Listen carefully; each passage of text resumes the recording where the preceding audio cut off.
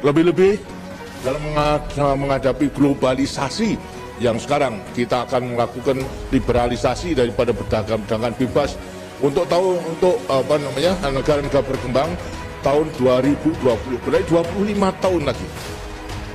Anak-anak yang nanti umur tahun 2020 berarti 25 tahun, berarti anak-anak remaja sekarang itu, maka hanya dengan mencintai tanah air, maka para remaja yang sekarang nanti akan hidup tahun 2020 akan menjadi benteng untuk mempertahankan daripada kelangsungan hidup negara dan bangsa.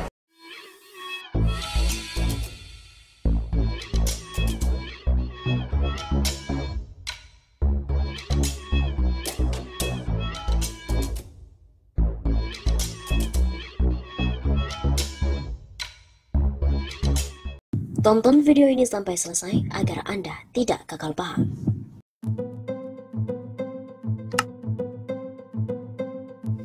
Viral, pernyataan Presiden Soeharto 25 tahun lalu menjadi kenyataan.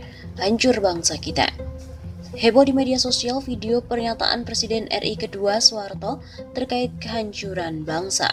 Presiden Soeharto menyampaikan pernyataan tersebut pada tahun 1955 pada sebuah acara temu bicara Presiden Soeharto dengan pasukan utama kirab remaja nasional.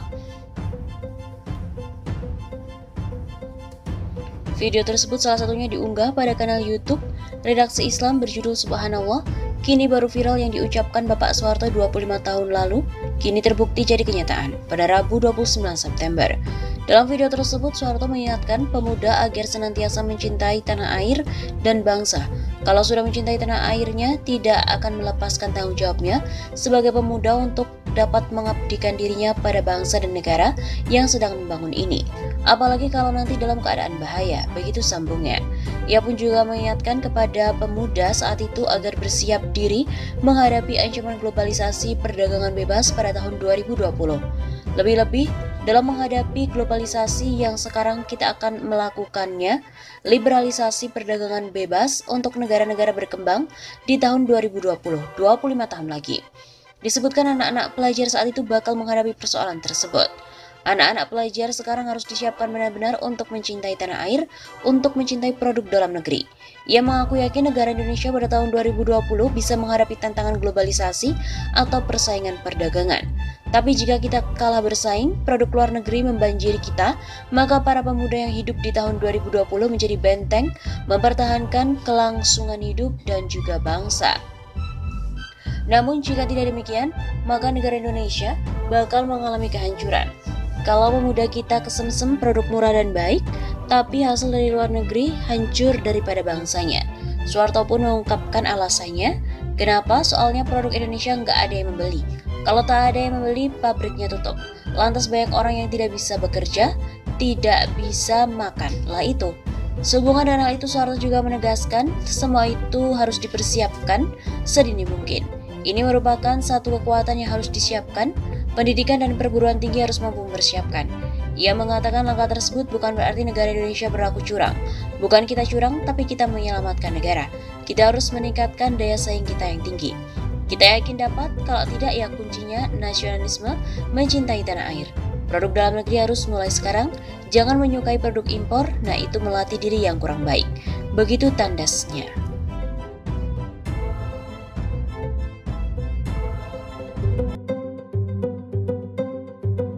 Indonesia darurat komunis.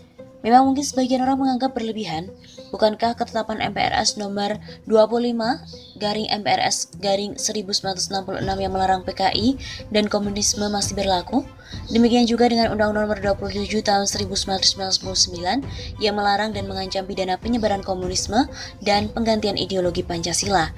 Masalah yang dihadapi bukanlah ketentuan perundang-undangan, tapi permainan politik yang bergerak di sela-sela peraturan perundang-undangan. Tidak eksplisit, berbenturan, tetapi ada agenda yang mengindikasi bahwa komunisme itu bukan hanya ada, tapi juga berkembang.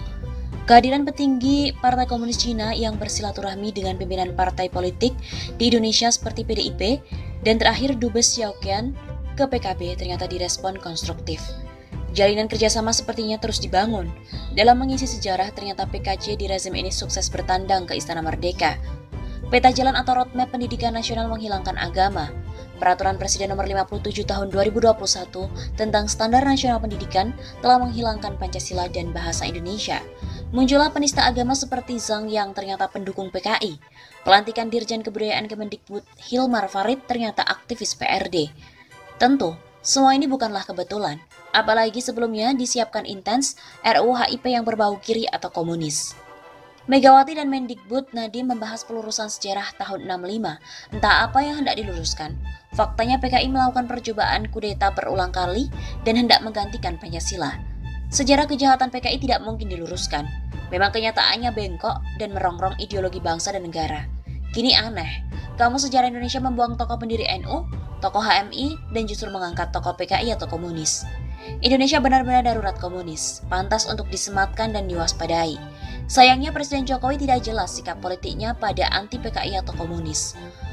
Rakyat menunggu sikap tegasnya agar tetap mewaspadai bahaya PKI dan komunisme. Tidak cukup mengatakan bahwa peraturan perundang-undangan yang ada masih melarang penyebaran komunisme atau Marxisme.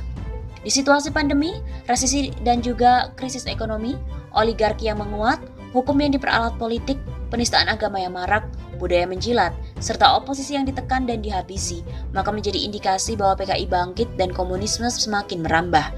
Kondisi ini tak bisa dianggap biasa. Ada indikasi kuat dari pertumbuhannya. Jalur budaya adalah sarana versus agama. Parlemen jangan hanya memikirkan kekuasaan sendiri. Rakyat sedang terancam, TNI dan juga umat Islam seharusnya segera melakukan konsolidasi. Karena Indonesia darurat komunis.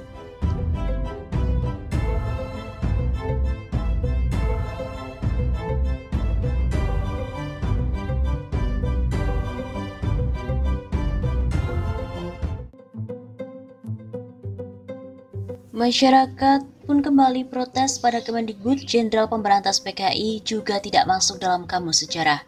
Masyarakat Mandailing Indonesia yang tergabung dalam Koalisi Masyarakat Mandailing Peduli Identitas atau KMMPI mengapresiasi usaha dan juga ikhtiar pemerintah lewat Kementerian Pendidikan dan Kebudayaan atau Kemendikbud dalam membentangkan sejarah NKRI dalam sebuah bentuk kamus sejarah. Namun apabila bentangan sejarah tersebut diduga hendak menghilangkan jejak tokoh bangsa yang mempunyai kontribusi besar dalam kelangsungan Republik, maka kamus sejarah tersebut adalah narasi sesat dan juga menyesatkan bagi memori masa kini dan juga masa depan. Demikian yang disampaikan oleh masyarakat Mandailing dalam menyikapi kamus sejarah jilid 1 dan 2 terbitan Kemendikbud Selasa malam 27 April. Rilisnya pun disebarkan KMMPI lewat 3 juru bicaranya, yaitu Syahrir Nasution, Deklarator KMMPI, Imsar Muda Nasution, dan juga Alisati Nasution. KMMPI juga menyampaikan masyarakat Mandailing asal Sumatera Utara memiliki tokoh-tokoh penting yang juga telah berperan penting dalam lintasan sejarah bangsa Indonesia, dan beberapa namanya belum disebutkan secara proporsional di dalam kamus sejarah tersebut. Seperti SM Amin Nasution, salah seorang tokoh Sumpah Pemuda 1928, pernah menjadi Gubernur Sumatera Utara dan juga Riau, serta sekarang sudah diangkat menjadi pahlawan nasional. Kemudian ada pula Zulkifli Lubis yang dikenal sebagai Bapak Intelijen karena dianggap sebagai peletak dasar berdirinya Badan Intelijen di Indonesia. Kemudian Jenderal Besar Dr. Haji Abdul Haris Nasution, tokoh pengaman Pancasila, serta penyelamat bangsa dari berbagai macam pemberontakan pada awal masa bangsa ini didirikan. Tokoh penting dalam peristiwa Bandung Lautan Api ketika Sekutu masuk di Indonesia, serta tokoh penting dalam peletak dasar perang gerilya. Jenderal Nasution merupakan kasat yang terlama di Indonesia. Dia merupakan pendiri Divisi Siliwangi, Panglima Pulau Jawa, dan salah satu pencipta perang gerilya kaliber dunia. Dia berperan untuk memberantas pemberontakan PKI di Madiun, RMS, DITI di berbagai daerah, PRRI atau Permesta, dan juga G30S PKI. Sebagai Ketua MPRS, Jenderal Nasution pernah melantik Presiden Soeharto dan mempunyai peran dalam melarang ideologi komunis di Indonesia. Itulah sebabnya kenapa rumah pribadinya dijadikan museum, ujar juru bicara KMMPI dalam rilis mereka. Menurut mereka, jika kriteria pemilihan tokoh sejarah dalam buku Kamus Sejarah Indonesia adalah mereka yang berperan historis dalam pembentukan negara jilid 1 serta pembangunan negara jilid 2, sesungguhnya masih banyak tokoh asal Mandailing yang layak dimasukkan ke dalam buku tersebut. KMMPI pun siap menyerahkan datanya pada Kemendikbud. Dengan demikian, KMMPI menyayangkan tidak dimasukkannya nama-nama tokoh asal Mandailing ke dalam Kamus Sejarah yang diterbitkan oleh Kemendikbud. Dan karena itu, dengan segala kerendahan hati kami menyampaikan agar Kemendikbud untuk meminta maaf, menarik segera buku-buku tersebut dari peredaran, serta merevisi buku tersebut sesuai dengan porsi yang seadil-adilnya bagi para pejuang serta tokoh bangsa. Awal mula terbit kalangan Nahdliyin juga sudah memprotes keras Kamus Sejarah Indonesia yang diterbitkan oleh Kemendikbud. Buku kamus itu dinilai nyeleneh karena menghilangkan tokoh pendiri NU Kiai Haji Hashim Asy'ari. Mereka tersinggung dan meminta Kemendikbud untuk merevisi.